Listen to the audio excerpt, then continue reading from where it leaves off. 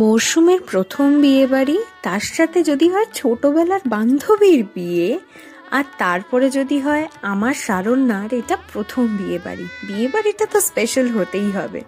দেখো তো ভেন্যুটা কি সুন্দর করে সাজানো, আর আমরা যখন পৌঁছেছিলাম তখন লোকজন অল্প ছিল, তাই সুন্দর করে ভিডিও নেওয়া হয়েছিল। আর এখানে আমাদের মিষ্টি ব্রাইড কিন্তু ফটোশ্যুটে ব্যস্ত। এরপর আমরা সব বন্ধুরা একসাথে লাইন দিয়ে উঠে গেলাম গিফট দেওয়ার জন্য। আর গিফট দেওয়ার থেকেও বেশি আমাদের কিন্তু গল্প শুরু হয়ে গেছে। দেখো আমরা বক বক বক বক করে যাচ্ছি। এটা কিন্তু আমাদের বন্ধুদের কাছে রিইউনিয়ন। আর অনেকের সাথে তো সেই স্কুল লাইফের পর এই দেখা হলো প্রায় 10 বছর পর।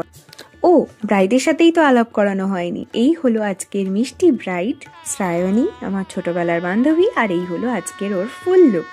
ওকে যেই বললাম যে কি সুন্দর তোকে লাগছে, তো একটা ভিডিও করে নি। ও কি সুন্দর দাঁড়িয়ে আমার জন্য ভিডিওতে পোজ দিচ্ছিল, আর দাঁত বের করে ও যে কি বলছিল, থাক সেটা মিউট করাই থাক, বলা যাবে না।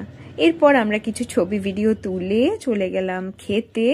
আর সবাই মিলে এত গল্প করেছি যে খাওয়া দাওয়ার কোনো ভিডিও তোলা হয়নি। আর খাওয়ার পর এই যে শারণ্যা আর এই এক আমার বন্ধুর মেয়ে, তাদের নিয়ে কিন্তু ফটোশ্যুট চলছিল মাসিমণিদের সাথে। আর এই টাইমটা সবাই একসাথে প্রচুর গল্প করেছি।